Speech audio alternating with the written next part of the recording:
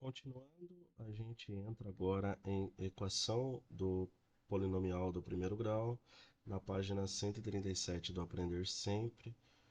Depois de passar o que é incógnita, o que é variável, resolver uma equação simplesinha, a gente vem a dois exercícios do número 1, que se trata de monte.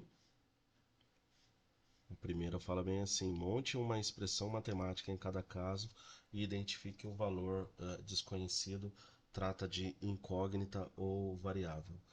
A letra A, ele diz o seguinte: o triplo de um número mais 7 é igual ao mesmo número mais 21. Então, 3 vezes um número desconhecido mais o número 7 é igual a este número mais 21. Que número é esse que está faltando? A maneira da gente resolver eles é usando lá o princípio da regrinha da balança.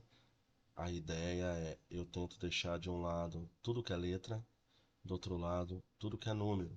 Então, ó, imagine comigo, este número 7 vai ter que mudar de lado e este número x também vai ter que mudar de lado. Então, vou reescrever. Quem vai ficar em preto, ó, 3x vai ficar, sinal de igual, e o 21, que é número, vai ficar. Quem vai passar? Quem vai passar é o x, que ele era positivo, porque ele não tem sinal, então ele passa negativo. Só vou colocar o sinal aqui em vermelho, para sempre quando eu tenho duas coisas, eu tenho que separar ele por um sinal de operação. Quando ele não tem o sinal, ele é positivo. Então, o 7 foi para o outro lado, ele vai ficar menos 7. Como agora eu tenho letras de um lado, números do outro, posso fazer a conta porque eles pertencem à mesma família. Então eu tenho 3, tiro 1, me sobra 2, 2x.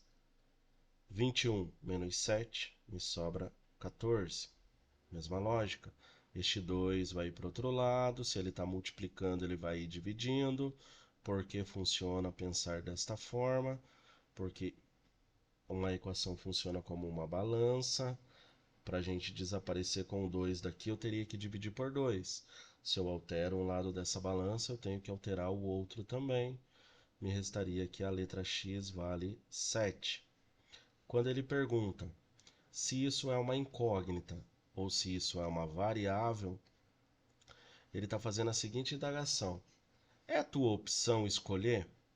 Se for a tua opção escolher qualquer valor para x daria um valor correspondente, você teria uma incógnita. Então, será que existem infinitos valores que isso vai dar certo? Seria uma variável, no caso, se você pudesse escolher.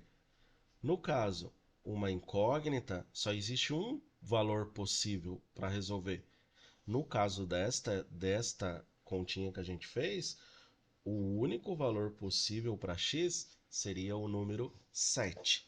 Qualquer outro valor aqui não daria um lado igualzinho ao outro. Se eu falasse assim, vou escolher o valor 5. 5 vezes 3, 15, mais 7, 22. 5 mais 21, 26. Não deu o mesmo, não deu o mesmo 22 que eu encontrei usando do outro lado. Então, não é uma variável. Esse valor da letra A ele é uma incógnita. Aqui ele passa um textinho inteiro, o tempo gasto numa viagem, é determinado a distância percorrida dividida pela velocidade média, como indica a fórmula ΔT por ΔS. Esse delta aqui significa que ele tem um instante zero, ou seja, ele tem um inicial, um momento inicial que ele saiu, e ele tem um momento lá de chegada, né? Seria o x2 e o x1. Então ele tem onde ele partiu, aonde ele vai chegar. Quando a gente pega a distância onde ele chegou e tira a distância onde ele saiu, então pega x1 e tira x2, isso daqui a gente pode representar por este símbolo que a gente lê como discriminante ou delta.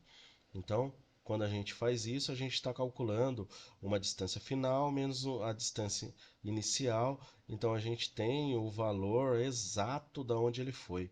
O valor exato fica quando a gente subtrai essa distância. Imagine que alguém saiu do quilômetro 10 de uma rodovia para chegar no quilômetro 280, que é o ponto final dessa cidade onde ele vai chegar caminhando por essa rodovia.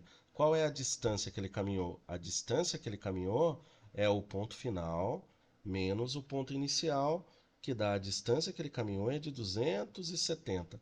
Então, essa operação a gente chama ela de delta, de discriminante. Então, aqui ele está dizendo que o tempo ele é igual a distância dividido pela velocidade média. Então, no qual ΔT é o tempo, ΔS é a distância e Vm é a velocidade média. Duas amigas viajam de São Paulo para o Rio de Janeiro e tem uma duração da viagem de x horas. Então, o meu ΔT nada mais é do que x. E ela diz que a distância entre as duas cidades é de y/km. Então, o meu ΔS é igual a y. Vou substituir isso na formulinha que ele deu, ó. ΔT. ΔT é x. ΔS é y.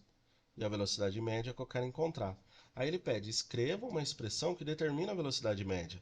Pense que ó, a velocidade média está dividindo a nossa incógnita, então posso passá-la para o outro lado. Se está dividindo, passa multiplicando. Então eu vou ficar com velocidade média vezes o nosso ΔT, vezes o nosso tempo.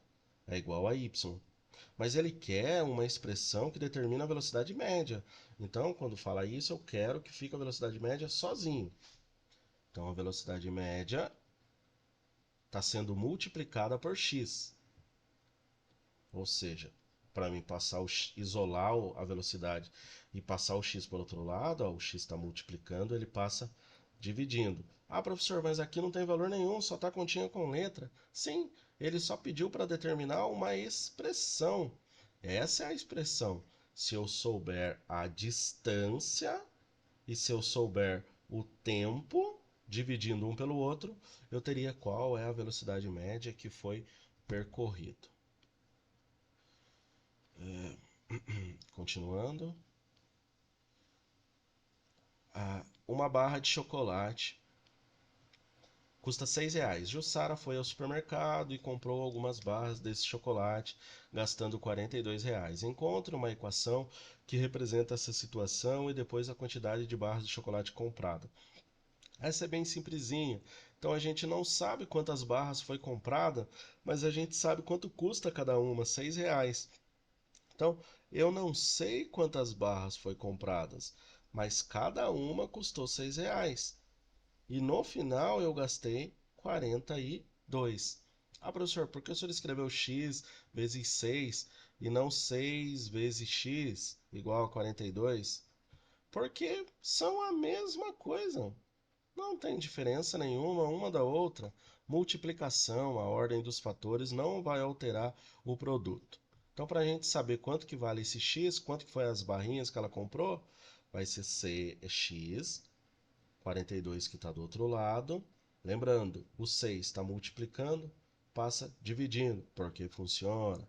Porque eu divido um lado por 6, desaparece esse 6. Alterei o peso da balança, tem que fazer a mesma coisa do outro lado. Gerando como a quantidade de chocolates que ela comprou foi de 7.